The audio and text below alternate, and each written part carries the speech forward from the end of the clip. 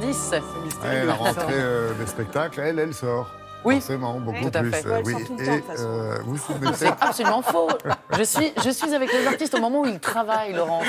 C'était pas la musique du film de David Lynch, non? Je pense que c'était complètement la musique du film de David Lynch. Fantman. Alors, il y a le film, et puis maintenant, il y a la pièce. Oui, mais ça, avec n'importe qui. C'est vrai qu'on pense tout de suite à David Lynch, Oui. mais en fait, au départ, c'était déjà une pièce. C'était une pièce. C'était une pièce, Elephant Man, donc, et dans le rôle titre, il y avait David Bowie en 1980, figurez-vous.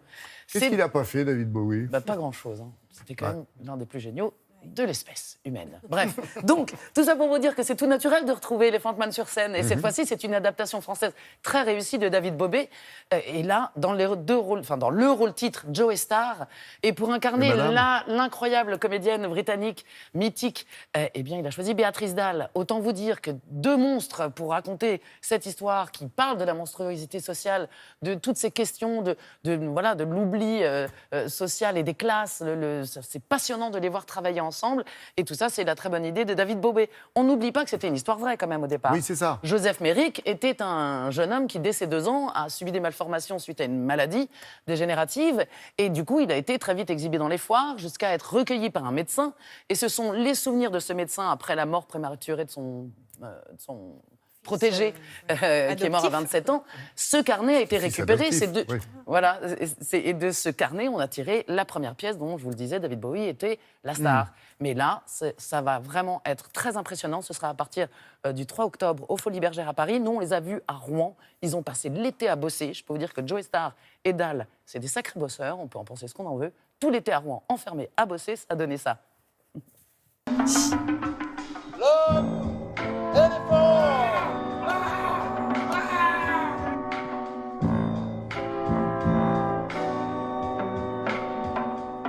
Je suis très ému d'interpréter un rôle pareil, qui est une histoire d'amour, particulière mais une histoire d'amour, avec quelqu'un qui compte dans votre vie. Forcément, c'est plus touchant, c'est bien plus émouvant comme ça.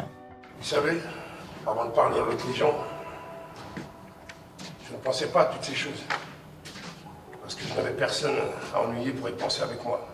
Moi, j'ai surtout l'impression de prendre des cours de comédie tous les jours, par leur biais, par le biais de David, par le biais de ce qu'on fait. Parce que c'est pas seulement du texte à apprendre et à livrer, c'est des placements, c'est une cohérence entre nous tous. Je peux reprendre à Ouais, c'est là que j'ai eu avant de parler de ce genre de choses, je ne pensais pas à tout ça. Voilà. Ok, les gars. Et vous savez ce qui se passe avec tous les rêves lorsqu'ils restent coincés là-haut? Ils viennent sur le plateau et ils amènent avec eux tout ce qu'ils sont, toute leur vie, tout leur passé. Mais il doit bien se passer quelque chose. Certainement. Et ce couple amoureux à la ville comme à la scène, bien sûr que ça produit une électricité particulière. Allez, en place, s'il vous plaît, on peut ouvrir le rideau, vous coupez la lumière de la salle. Voler! Voler! Tu vas la fermer, sale bruit de singe! Voler! Tu me dégoûtes! Allez, tire-toi! Tire-toi, sale race! Allez, à l'hôpital pour te tarer plus vite que ça! Voler! Tu vas la fermer, je t'écrase de terre! Ferme-la! Ferme-la! Joey Starr et Elephant Man, il est question du monstre social, de ses origines sociales, du monstre médiatique aussi, lui transfuge social qui correspond à un endroit de monstruosité où on l'attendrait et on passe peut-être finalement au travers de toute l'intelligence, la sensibilité, la douceur de Didier. Il est en représentation, il est comme moi.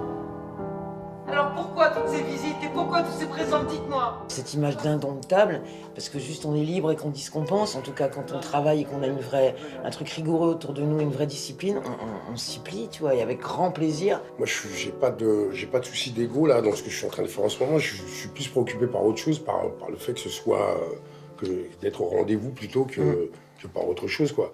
Maintenant que vous avez l'argent pour le garder, qu'est-ce que vous envisagez pour Monsieur Merrick? La normalité autant que possible. Alors il sera comme nous.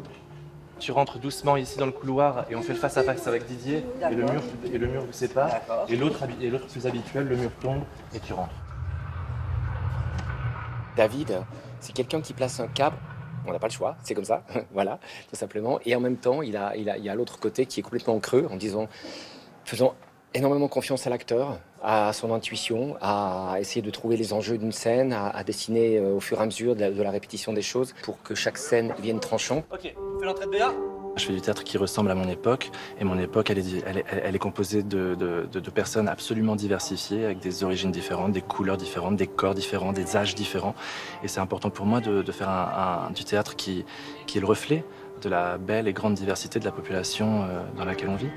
Est-ce qu'il est en train de mourir? Oui.